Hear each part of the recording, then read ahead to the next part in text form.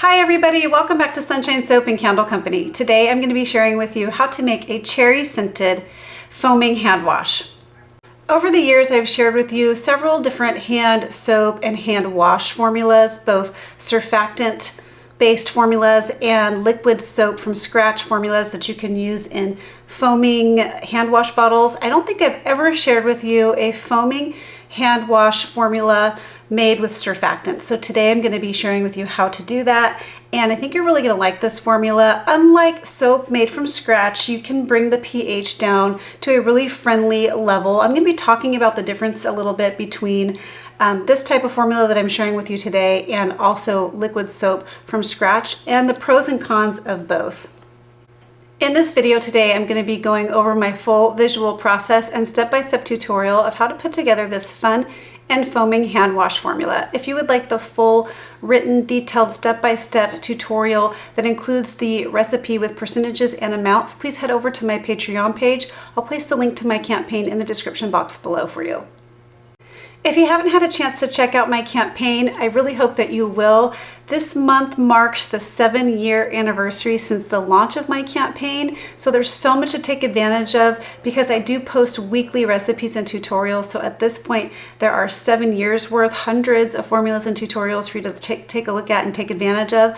Just at the $5 level, you have access to almost everything I've ever published, and at the $7 level, you have access to everything I've ever published, the entire library. And we have whole collections of items at this point. So if you like hand soap formulas, there's a collection of those, and there's something for everybody. We have categories like body washes and body butters, all kinds of different cosmetics, skincare for the face, hair care, candle making, soap making, household cleaning products, wax melts, you name it, there is something over there for everyone. So I really hope that you'll go check it out. Again, I'll go ahead and place the link in the description box below for you, and your support really means a lot to me. I really appreciate it.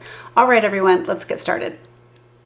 Okay, everyone, so this is a very easy formula to make, cold process, meaning we're not cooking or heating anything up. So this is much different than a foaming hand soap from scratch using potassium hydroxide and lye. We're actually not making soap at all. We're making a surfactant or detergent-based formula, and those are considered hand washes. So you can't technically call this soap, even though it acts like soap, it's cleansing and it foams like soap, but it's actually not soap.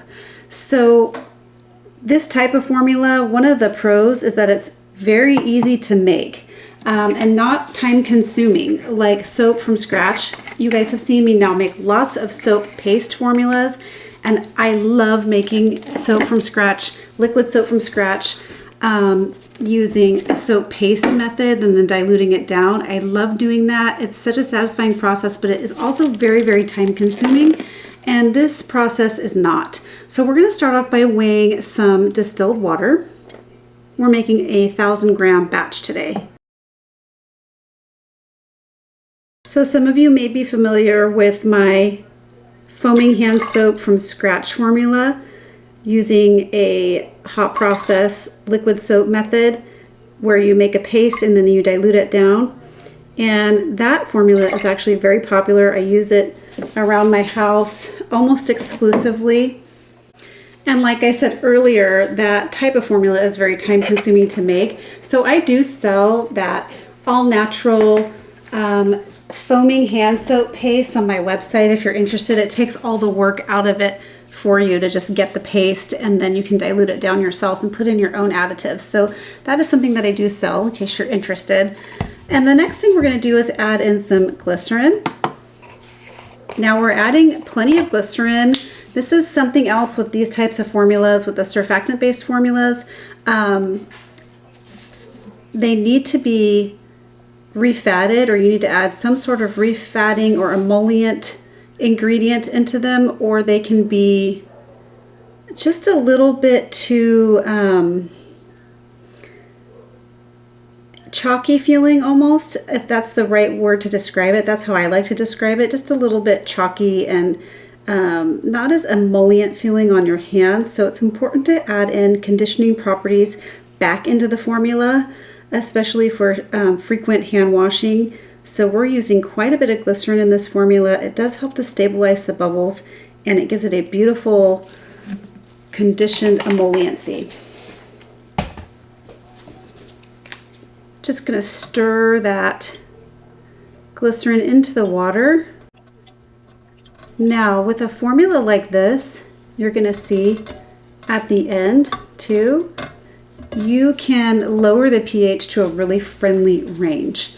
So we're going to be lowering this one to a 5.5 or a 5 when all is said and done here. So if that's something that interests you, keeping the pH low, this is the formula for you. The next thing we're going to add is some PEG 6 caprylic capric triglycerides. This is a surfactant as well, but we use it for its emolliency. So what this is going to do is give this formula that beautiful emolliency that feels so good when you're washing your hands. Now this formula, this type of formula, like I said earlier, we are adding in our emollient and conditioning properties with a traditional liquid soap formula made from scratch with lye and oil. You cannot move the pH down much. You can move it down incrementally. It's still considered for a lot of people to be too high of a pH to work with,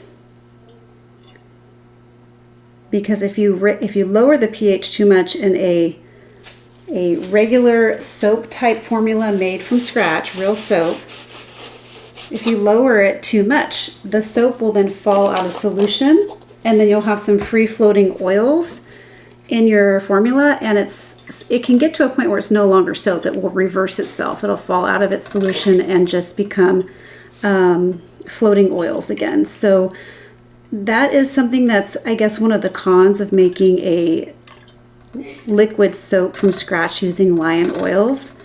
If the pH is something that's important to you, you really can't move it down much further than around, I would say, a 9 or an 8. If you get down into that 8 range, it's dangerously low for that type of formula. So the next thing we're going to do is add in some water-soluble extracts. So, or just one, I should say. I'm using a bamboo extract today. Bamboo is great for like its skin strengthening and hair strengthening properties. Now you'll notice just how easy this is to put together. I don't think anything quite beats the emolliency of a real soap formula. We can get close on this one, but to me, in my opinion, the real soap formulas, because they're made with oils, and especially certain oils like coconut oil, it has an emolliency that you really can't replicate. So that is one of the cons of making a liquid soap versus a wash like we're doing today. Okay. Now we're going to add in some preservative. Today I'm using some liquid Germall Plus.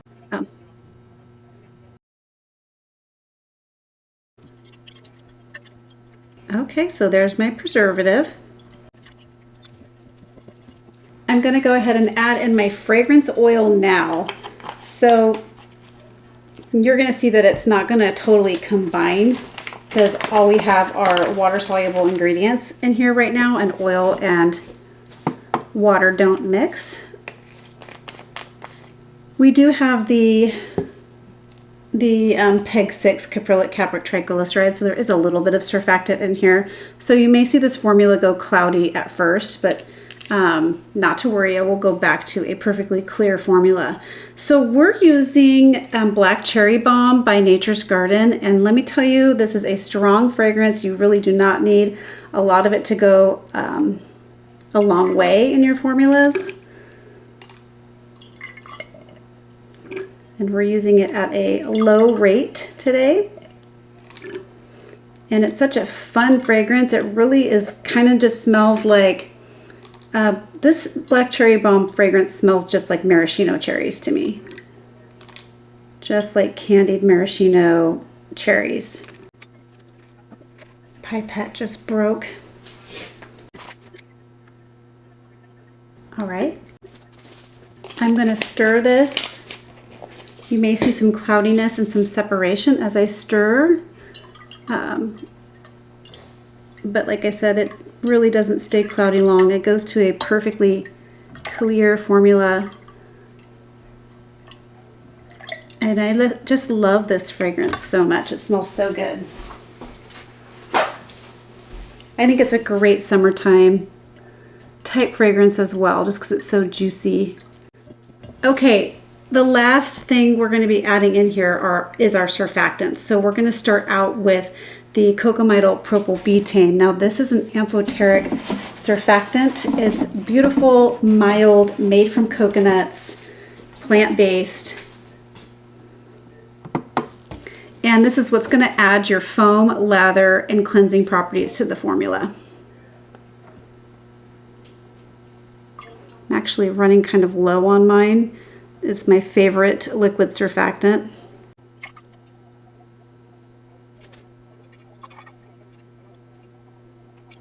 Perfect, and I have just a little bit left in this container. I'm going to have to order some more today.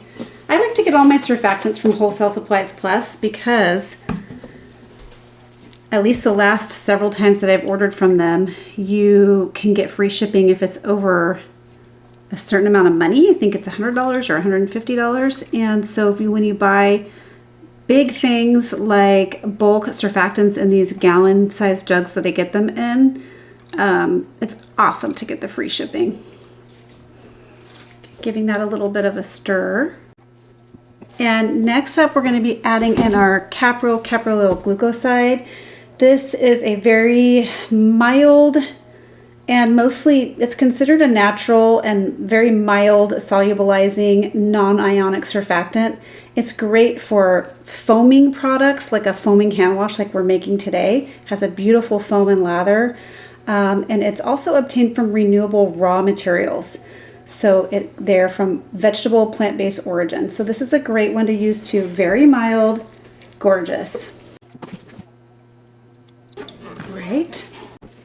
And the last surfactant we're going to be adding in is some decyl glucoside. Again, another beautiful plant-based surfactant. And the reason I'm using all three of these today is because layering in your surfactants really gives you a beautiful foam and lather. If that's something that's important to you, go ahead and layer your surfactants because they each bring their own kind of properties. Some are more emollient than others, some foam better than others.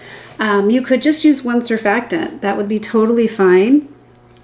But for a foaming hand wash that's going into a foamer style bottle, you do need one that's going to provide lots of foam. Okay, giving this a good stir. Now, I'm going to be adding a little bit of color to this as well, but I want the formula to clear up. I want you guys to see what that looks like before I add in any color. Giving this a good stir just to combine all my surfactants in with the watery ingredients and fragrance oil. Now, also for a foaming style bottle, I'm going to be using this one here. I love this square shape, larger one personally. I think they work fantastic and they have kind of a bigger opening, but you do want to make sure for this type of formula that you are using you do want to make sure with this type of formula that the formula itself is water thin. If it's got any type of viscosity to it, it's not going to go through this type of foamer bottle. So that was something else I wanted to bring up to your guys' attention. You could make a formula like this more emollient and conditioning by adding in other refatting ingredients like Lame Soft Pro. But Lame Soft Pro, even in tiny amounts, and these types of bottles don't play well. So if you're going for a foaming style soap, you know, the thin liquid that comes out in this foamer type of bottle, you really have to, it's kind of a balance between making sure your formula is thin enough to come through, but also feels good on the skin. So I know we're going to be lowering the pH of this, so I'm going to go get some citric acid and my pH reader so I can show you guys how to lower the pH, just to show you how you can make this super skin friendly. I'll be right back. Okay.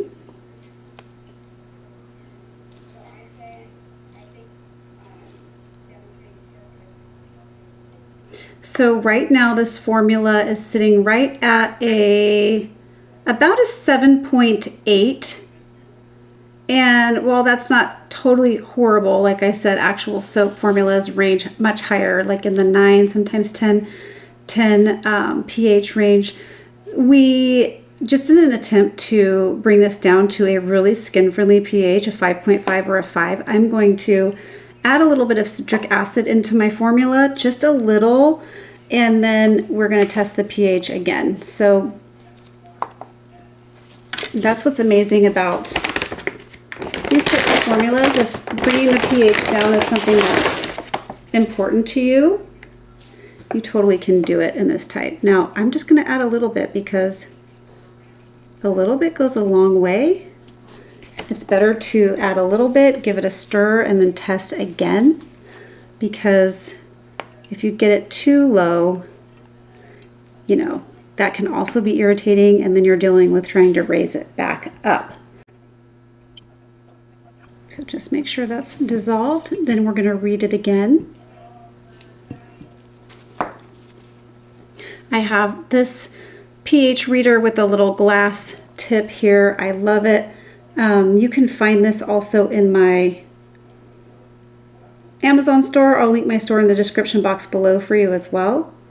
Okay, coming down just a bit, and I'll bring you back when I've gotten this pH down as low as I would like it.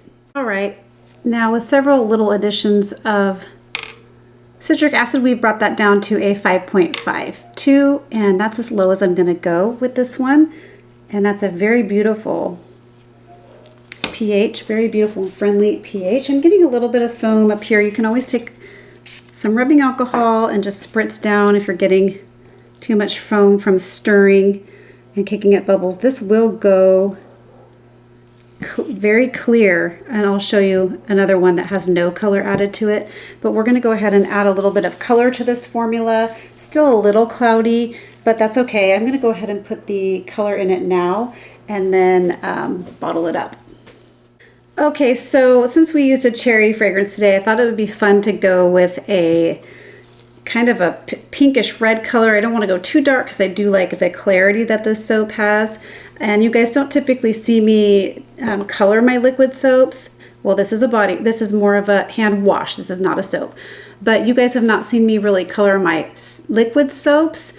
They're liquid soaps made with potassium hydroxide, and oils are hard to color because they come out kind of a golden amber color a lot of the times, and it's hard to, like, whatever color you're adding to that base is going to compete with it. So it either makes it a really weird color or it's hard to achieve the correct color. And sometimes the pH can also be a problem when you're using soap dyes. The higher the pH, the weirder kind of shades of color you get.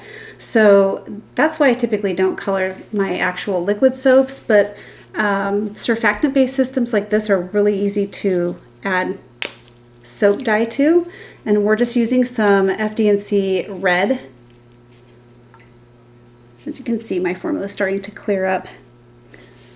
I'm going to add 1 drop, see where that gets us. It's very concentrated. A little bit goes a long way.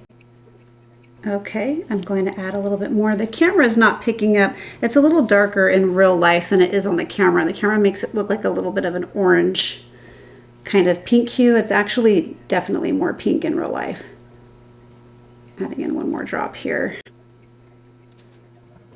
I think the lighting on my camera must be off because this is turning into a very beautiful shade of kind of dark pink. I'm going to do one more drop, and again, that's per a 1,000 gram batch, 3 drops.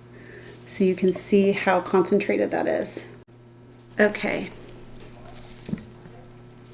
Now that that's all combined, I'm going to pour it into my foamer bottle. See how easy that was? And I'm going to allow this formula to clear up so I can show you how clear it goes, and then I'll give you a little bit of a use demo. And I'm going to have extra. I may have enough to fill 2 of these foamer bottles. Maybe not quite 2. Maybe. You guys can also find these in my Amazon store. These foaming square shape or cube shaped, they are awesome. Okay, I'm going to allow this to clear up, and I'll bring you back for a use demo. All right, so as you can see, it goes totally clear, and the bubbles are kind of at the top at the moment, the foam. And once that dissipates, it's going to become even more clear. I'm going to show you what one looks like with no color in it. So this is one of my little test batches here. And as you can see, it's a perfectly clear, kind of beautiful formula. And I'm going to give you, this is the same fragrance, by the way, the black cherry balm. And this is what it looks like with no color in it. So this will continue to get even more transparent looking, which I think is gorgeous. So I wanted to show you how this foams up. This is so beautiful. So check out that gorgeous, gorgeous foam. Smells so good. I love that cherry balm fragrance. It's very cushiony, and it's got a lot of like just dense foaming lather. Feels almost like a shaving cream. And actually, you can see I used way too much, but I just wanted to show you how it lathers up. So you don't need that much, but this is just a gorgeous, fun, and foaming formula. I just love it. It feels gentle on the skin. It's got a good amount of emolliency. It's not drying. The glycerin and the triglycerides really go a long way. All right, everyone, that's how you make a fun and foaming hand wash. If you liked this video, please remember to give it a thumbs up. Please leave me some questions and comments below. That really means a lot to me. Share this video with a friend, and why not subscribe to my channel? All right, everyone, catch you on the next video. Bye. Keep shining.